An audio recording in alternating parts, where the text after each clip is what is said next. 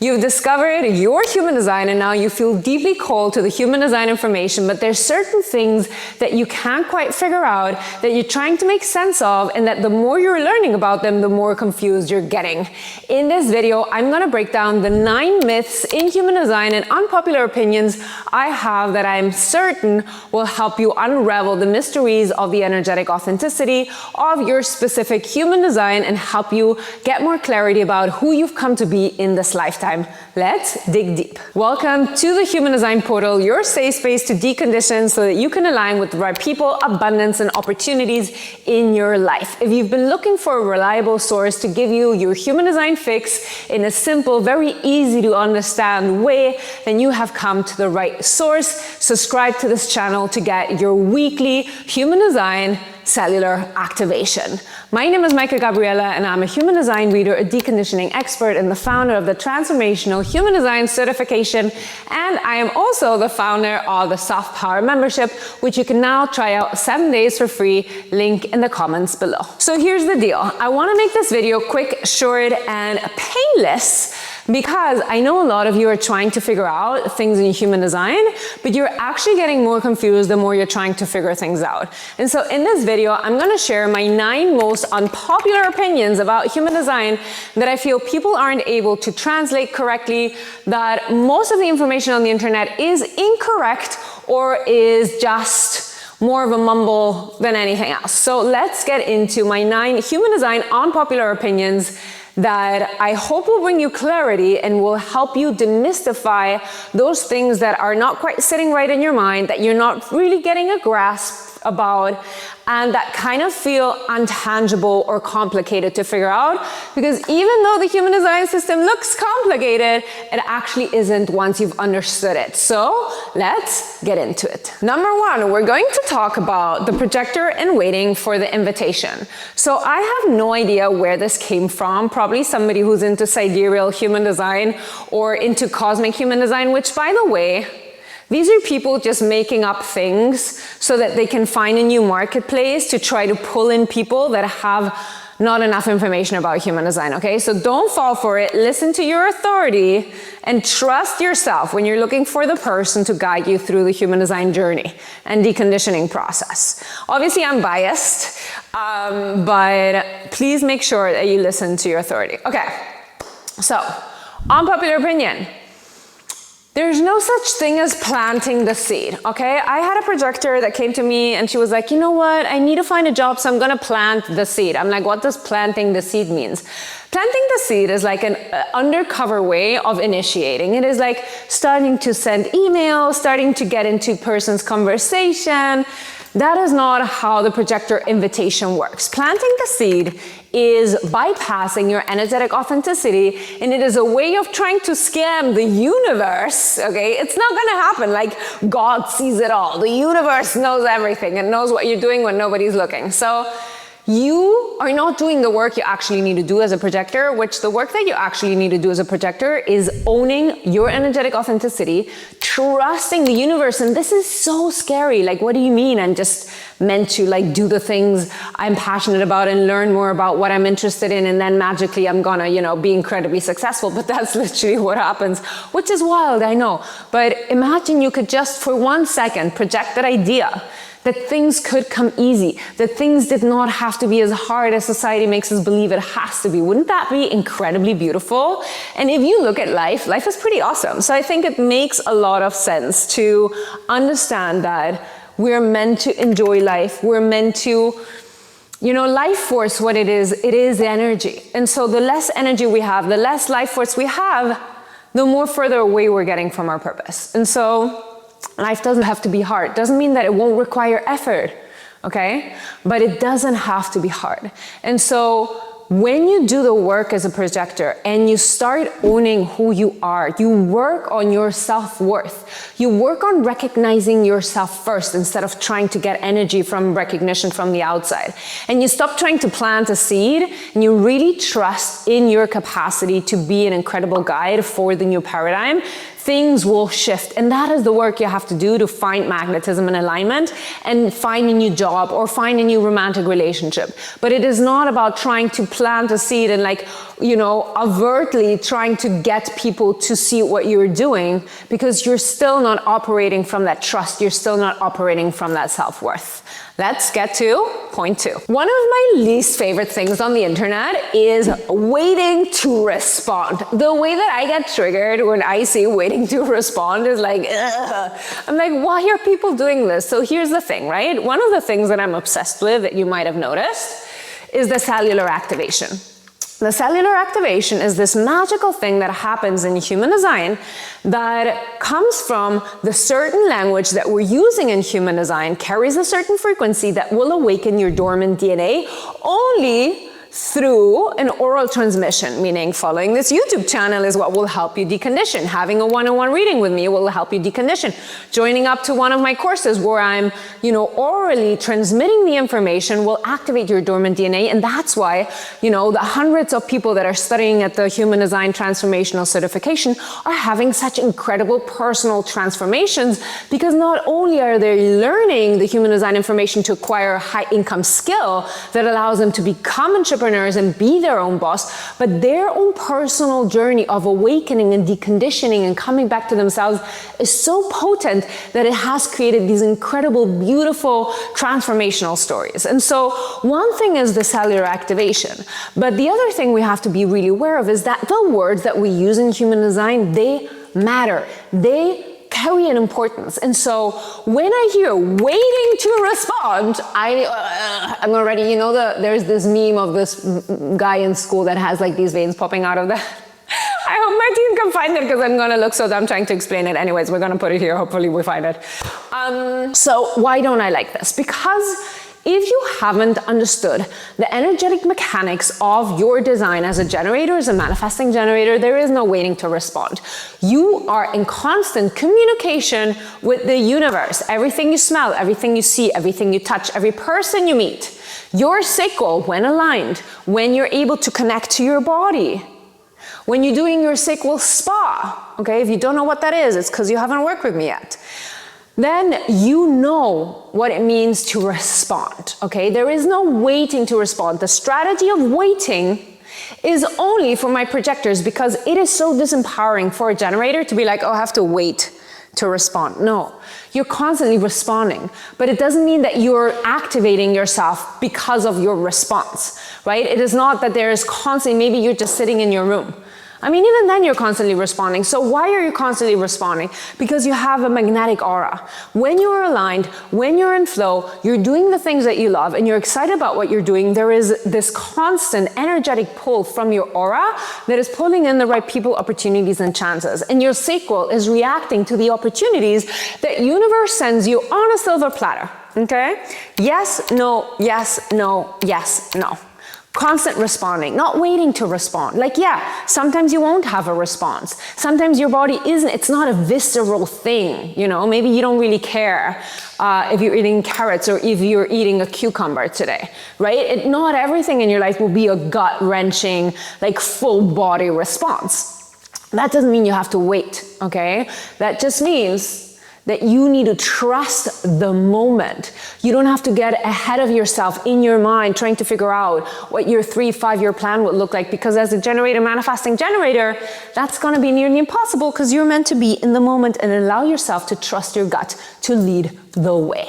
My favorite myth that I want to debunk about manifestors is that you're all about power, okay?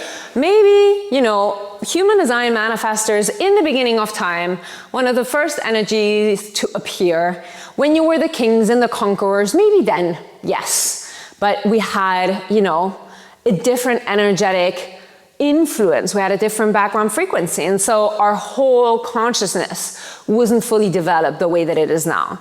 Now, as a manifestor, everybody, maybe but you, but everybody else knows you are dominant. Everybody knows you are the kings and the queens. Everybody will roll out the red carpet when you stop trying to make that an agenda. So the thing that trips manifestors up the most, the things that makes manifestors the most angry, is when people don't listen to what they say. When people don't obey to what they desire. The reason this happens is because manifestors are trying to prove everybody how powerful they are instead of knowing and acting from that deep confidence of you already have the power. You don't need to exert the power. Your signature, your sign of success is peace. So when the manifestor stops trying to overly focus on the power, on the strength, on the dominance, on the leadership, and you go back to that core, inner, grounded energy of peace that you carry within, that you're here to bring into the world, everything will switch. There's too much emphasis for the manifestor on power, on leadership, on dominance, and there's too little understanding of the energetics of peace that you're here to bring, to be a shoulder to rely on, to be the Zen rock that just calms people the F down. Honestly, today, I feel like I need a manifestor in my life because I'm feeling very excited about this video. But this is what happens when you have strong opinions about human design. So this is the thing, right? So manifestors, stop being obsessed with your power. Stop being overly focused on your dominance. You don't need to prove it to anybody.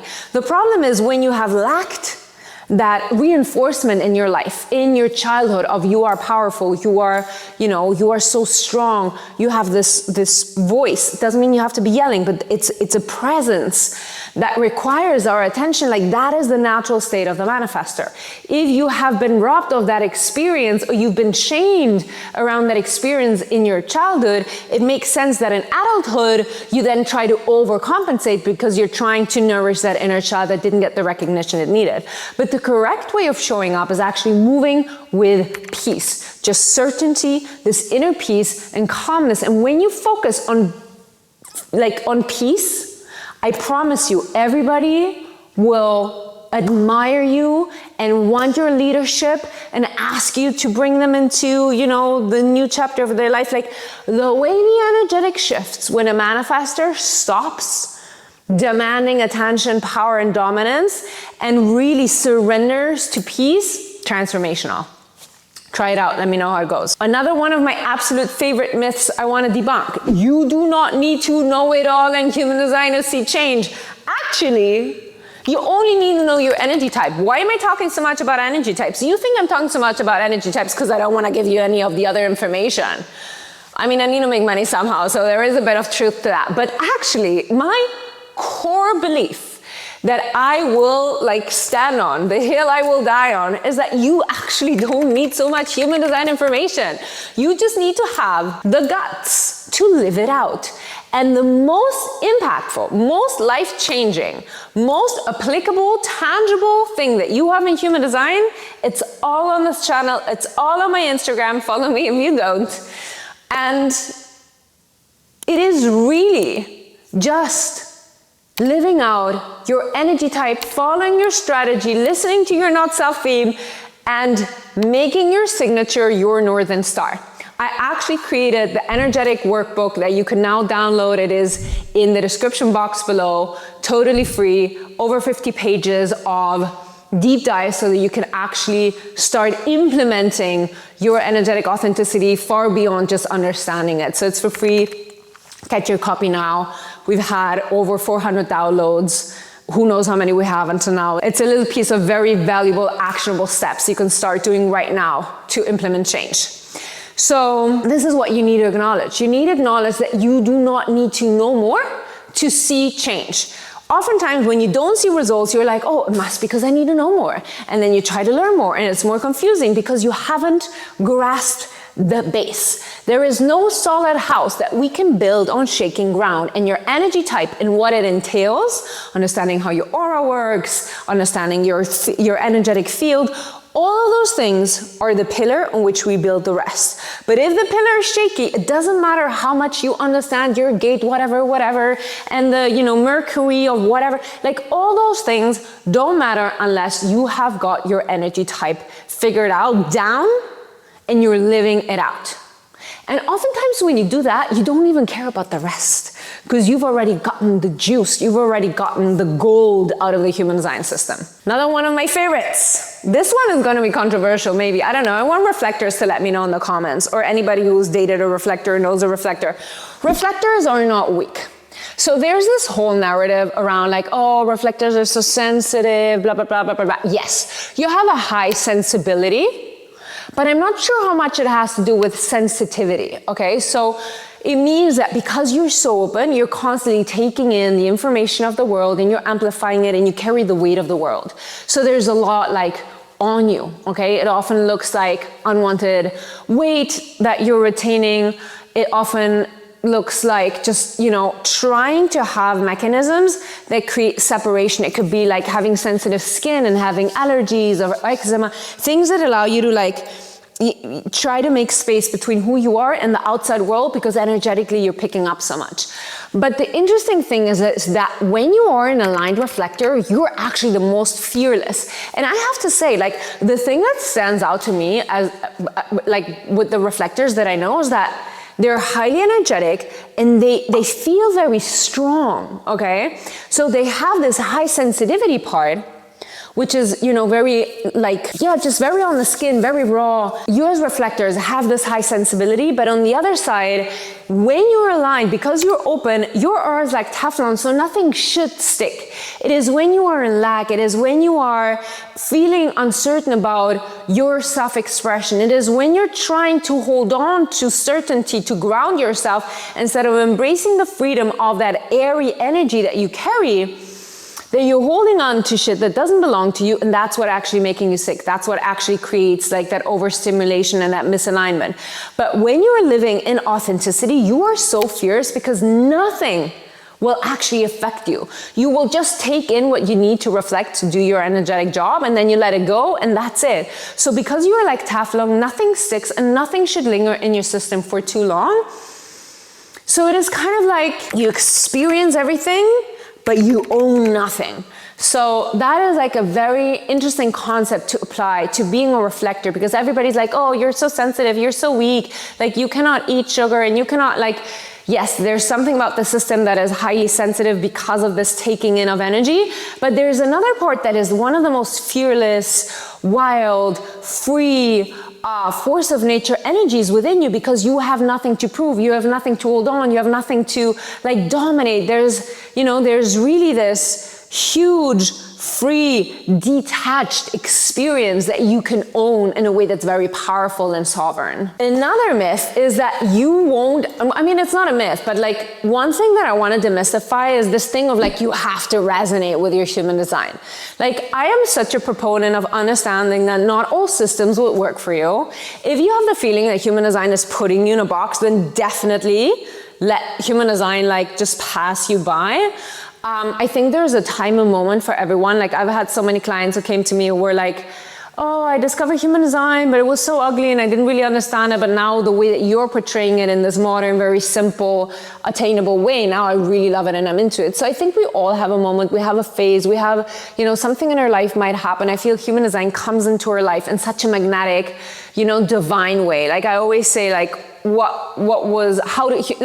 it has a way of finding you when you need it the most. You know, it is this miracle that just enters your life and you're like, oh, everything in my life makes sense. So sometimes you won't resonate with your human design, and sometimes there might be things that you won't fully understand, and that's okay. Sometimes that means you need to learn more. Sometimes that means you might need to purchase the source code, which is our like 100-page PDF, fully personalized written analysis that I create for you, to like, you know, have the first step of getting to know yourself deeper, to reframe these thoughts that you have, because sometimes our limiting ideas are so strong that we're not able to see the truth about who we are, because what we think is reality is blocking that actual opening of the mind and accepting of like new dimensions, realities, and concepts. So don't be scared, or don't be, you know, overly reactive to the fact that you might not always resonate. Like, you have the option to either be like, you know what, this doesn't feel right for me and I don't want to entertain this concept, which is fantastic.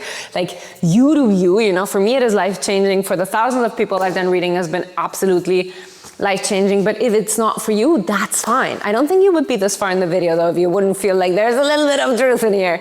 But if you feel like, oh, there's something within me that is like, yes, but I haven't fully grasped it, then continue watching, continue learning, and book your session with me. This is one of those things that Raoul Hu, the founder of Human Design, or the person who channeled the Human Design information, says that I think is really interesting, and it's 7 years of deconditioning, and then, ladies and gentlemen, you're done, you're out in the world as your whole authentic self.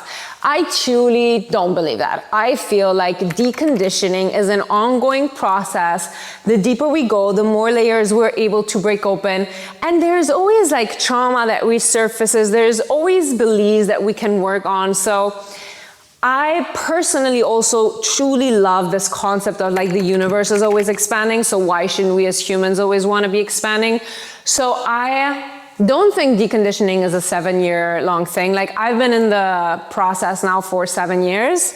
And I don't think that I'm done, you know, like I love learning more, going deeper, figuring things out. I've been studying like the different things that make up human design. So once I really understood the whole human design system and I created a certification and I really had that down, I was like, okay, let's learn about the specific things that make human design up. So I've been, you know, learning with my mentor, David Guillaume, for the last 2.5 years about Kabbalah. I've been getting into the I Ching. I've been like really studying the chakra system. So there's these different pieces that are getting together that I think are really fascinating. That's my personal process, obviously, because this is like what I do as a living and for a job, and I'm truly passionate about it. But either way, I don't think that decondition is only 7 years. I think it is a process for forever. And I think once you acquire the human design systems information, it really allows you to see life through a different lens. And I think keeping that gift of empathy, of understanding, of like not judging others for being different is such a powerful tool to have in your toolkit to deal with life and anything that comes your way in a matter that makes you feel good with yourself and the people around you. This is something that I'm recently getting into, and it is tied to your authority in your decision-making process, but it is this concept of understanding that your design sense, meaning your strongest sense, in my case, for example, it's smell, that actually has a very big impact on the decisions that you make. And so we often think like authority is this priority thing, but when we look at the way that the neutrinos and the energy hit the chart, it actually makes more sense that tone and base and color are more influenced by the way that we make decisions than just the authority. And so even though authority, in my case, for example, it's the splenic authority, you have the free human design chart linked below if you want to check it out. If you're not sure, you have forgotten and you want to refresh your memory, completely free human design chart. But when you look at your authority, you also find your strongest sense there. And so when you understand, like, for example, all my decisions are actually based on smell, but it's very instinctive, right? Like, I would say, okay, my spleen is saying this is dangerous, but actually I can smell danger. And it's interesting because when we look at our authority and we listen to the sentences that are kind of tied to that, like listen to your gut, like I can smell bullshit. There's so many sentences that are like these sayings that have been passed on from generations to generations that have so much knowledge about our inherent way of moving through life and our personal experience. And I always love going back to these like very old sayings and sentences and passed down wisdom, because when we analyze them through the human design systems, it makes so much sense. Like, listen to your gut is just such a generator, manifesting generator thing to say. And like, you know, smell it, like the smell of fear, right? Like all those things. And it's interesting because smell is always correlated to this very instinctual fear, bullshit, you know, like smell is such a, I don't know, it's such a strong survival mechanism. It's a very instinctual, it's a very animal, it's a very, you know, splenic way of like moving through life. So this is really interesting and I want to dig deeper into it. So if you want to know more about how I'm looking at authority through senses, let me know in the comments below. And the last unpopular opinion Micah Gabriella has about human design for this episode is that energy centers are the most important information in your human design chart to understand your karma, your symptoms, and the issues that you have come to address in this lifetime that are part of your karma, part of your tikkun, and that you're here to overcome and how to overcome them. So the energy centers are actually one of my favorite things to look at in human design because they give us such a deep understanding of your life path, of your life process, of the obstacles you've come to overcome, of the problems that you will encounter because they are written in your DNA. So oftentimes, you know, we find obstacles, we're struggling and we're like, oh, why am I struggling? Why is this so hard? You are designed to learn this lesson. Like since the beginning of time, you have these built-in challenges that you have been put on this earth to have this human experience to overcome, to understand yourself deeper. And so the energy centers are what are going to tell you everything you need to know about your health situation, the karma you've come to correct, what your dominance is, what your gifts are, how to sell your wisdom. Like there's so much stuff. So those are one of my favorite things to get into. I'd love to know which of these unpopular opinions you resonate the most, which are the ones you'd like me to debunk in a next episode, and what other subjects you want me to cover, because I create this video every week for you to give you the most tangible, simple to understand, straightforward human design information. If you've enjoyed this video, please like and subscribe to the channel. It means the world to me, and send this to anybody who you're like co-conspiring to understand human design deeper, that gets it. And remember, I don't care what anybody says, I love you.